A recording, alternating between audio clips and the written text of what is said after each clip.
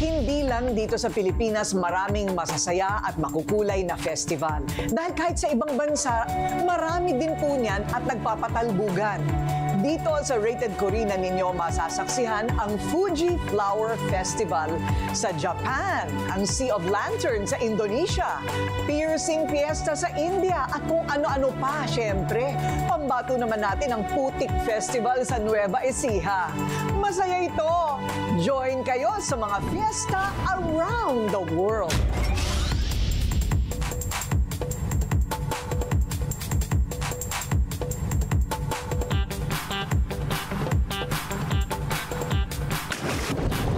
Mahilig ba kayong mag-travel? Oo. G ba kayo sa mga kakaibang adventure? Of course. Ang tanong, may budget ba? Ayun lang, wala. Huwag mag-alala dahil dito sa Rated Corina, sagot namin ang biyahe nyo.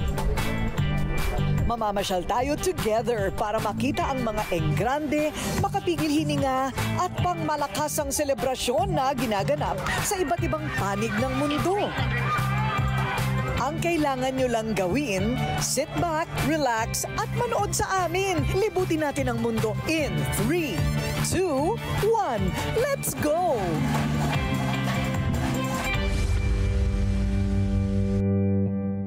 Semoga semua mencapai kedamaian. Unang destinasyon na ating e-explore ang bansang Indonesia. Dito mayroon silang ipinagdiriwang na 100% lit. Paano ba naman kasi literal na nagliliwanag ang kalangitan dahil sa mga pinalipad nilang paper lanterns. Taon-taon, libo-libong mga Budista ang nagtitipon sa pamosong Borobudur Temple para idaos ang tinatawag na Vesak Day o Araw ni Buddha. Ito ay pag-alala sa araw ng kapanganakan, buhay at kamatayan ni Buddha. Sabay-sabay na nagme-meditate at nagdarasal ang mga tao.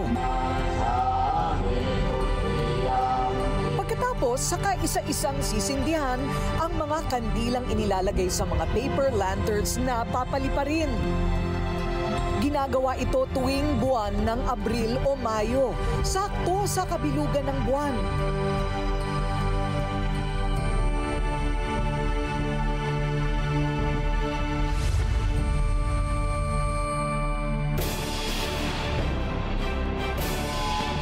Kung nagliliwanag ang kalawakan ng Indonesia sa kanilang fiesta. Sa bansang Russia naman, kumikislap ang kanilang kalangitan dahil sa mga makukulay na fireworks display bilang selebrasyon sa itinuturing nilang Victory Day. Ito na ang ika-80 anibersaryo ng pagkapanalo ng bansang Russia noong panahon ng World War II.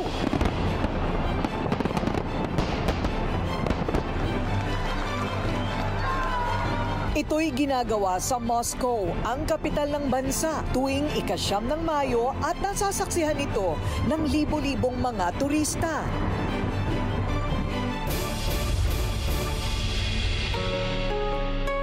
Singtingkad din ang kulay ng mga paputok sa Russia ang kulay ng mga bulaklak sa Land of the Rising Sun, ang Japan.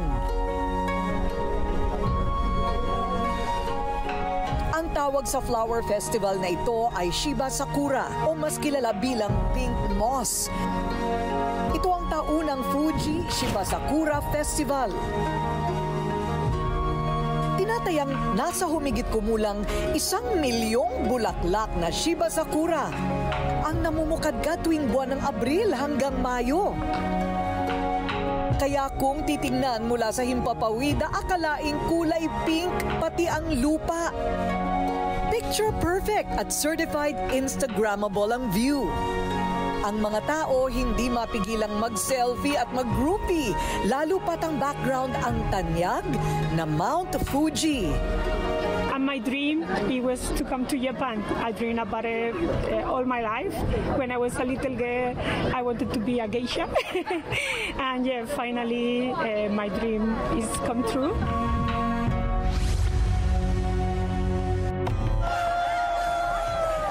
From Japan, lumipad naman tayo sa bansang India. Parang lumilipad ang mga baby sa kanilang tinatawag na Tukam Festival.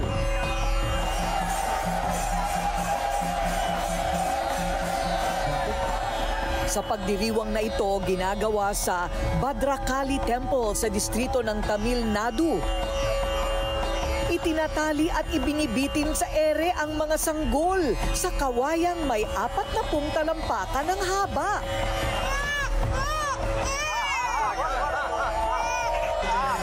Pinaniniwala ang isa itong sagradong ritual ng pagtanaw ng pasasalamat ng mga mag-asawang minsang hirap magkaroon ng anak.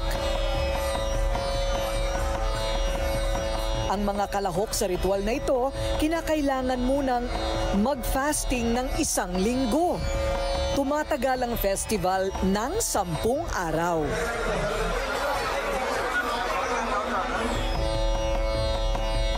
Ayon sa cultural anthropologist na si Professor Nestor Castro, ang mga pagdiriwang na katulad ng Tukam Festival sa India ay mahalaga para sa pagkakakilanlan ng isang partikular na bayan, syudad o bansa.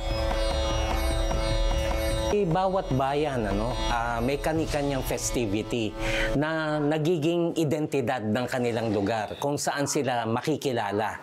Halimbawa, kung may kilalang patron sa kanilang lugar, kung meron silang kakaibang pagkain.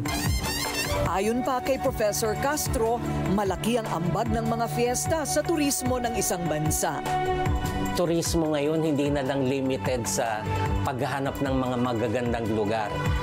Meron na rin tayong tinatawag na cultural tourism na ang gustong ma-experience ng turista ay ano ba ang unique na karanasan nila sa isang partikular na lugar. Dagdag pa niya, normal lang din daw ang nagkakaroon ng iba't ibang klase ng pagdiriwang sa bawat bansa at hindi rin umano maiiwasang medyo magkapareho ang mga konsepto. Lalo na yung mga nakolonya ng ibang lahi.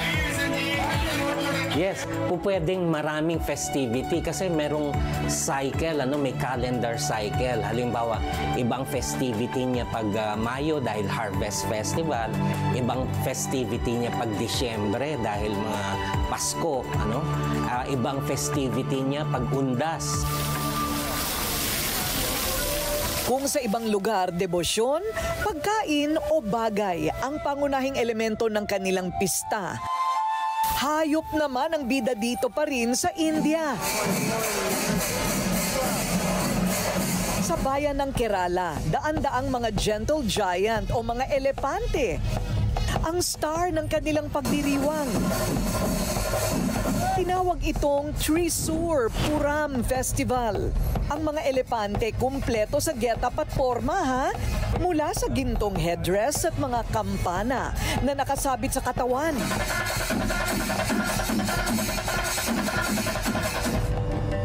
Kung happy-happy ang mga elepante, sa isang parte naman ng India, mistulang nag-aaway at nagrarayot ang mga tao doon. Ito'y bahagi ng pagdiriwang ng kanilang tinatawag na Agni Kali Festival na nagaganap sa tuwing buwan ng Abril. Paglilinaw lang, hindi po ito rambulan. Kahit makikitang nagbabatuhan ng mga sulo na may sindi ang mga tao. Wala daw personalan dito, for fun lang. Yan ay bilang pagkilala kay Durga, ang goddess of war.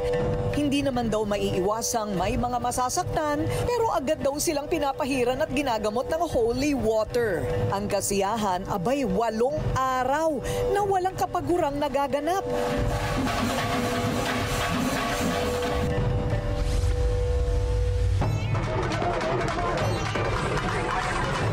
Kung akala nyo extreme na yan, naku, pues ibahin ninyo ang level nito.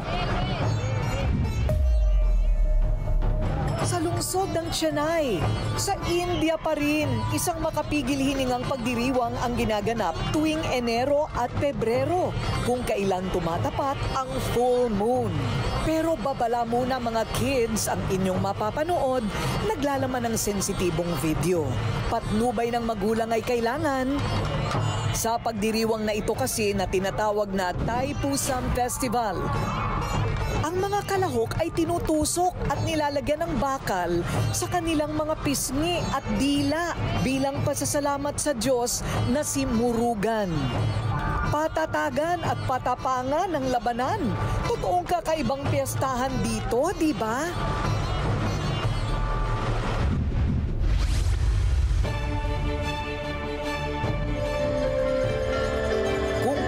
Lang din naman ang usapan, hindi naman magpapahuli ang mga Pinoy. Sa Aliaga, Nueva Ecija ang entry natin sa World Piestahan. Dito dinadayo at inaabangan ang pagtitipon ng mga taong balot ng putik sa buong katawan. Ito ang tinatawag na Taong Putik Festival. Makikita ang mga taong punong-puno ng putik mula bukid na may nakasaklob na dahon ng baging at saging sa kanilang mga ulo at katawan.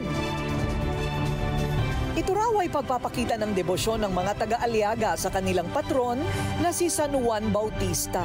Ayon sa kwento ng mga nakatatanda, si San Juan Bautista ang nagligtas sa mga lalaki noon ng Aliaga mula sa planong pagpatay ng mga Hapon sa mga gerila. Noong mismong araw daw kasi napapatayin ng mga lalaki roon ng mga Hapon, bigla daw bumuhos ang napakalakas na ulan sa kabila ng tirik na araw. Nagitla daw ang mga Hapon sa biglang pagbago ng panahon at inisip na hindi ito pinahintulot ng kanilang Diyos na araw. Kaya hindi nila tinuloy ang pagpaslang sa mga Pilipino. Mula noon, bilang pagpapakita ng pagpapakumbaba, imbis na tubig, putik ang ipinapahid ng mga taga-Aliaga sa kanilang katawan para ipakita ang kabanalan ng kanilang patron.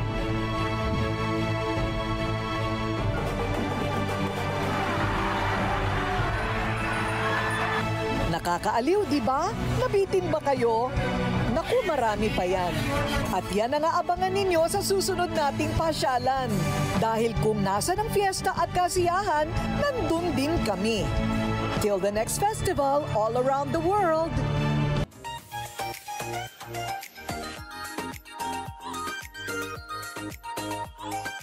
I don't use any other shampoo and conditioner except Happy Hair shampoo and conditioner. Ayan. So this is the shampoo, this is the conditioner. I super love this product.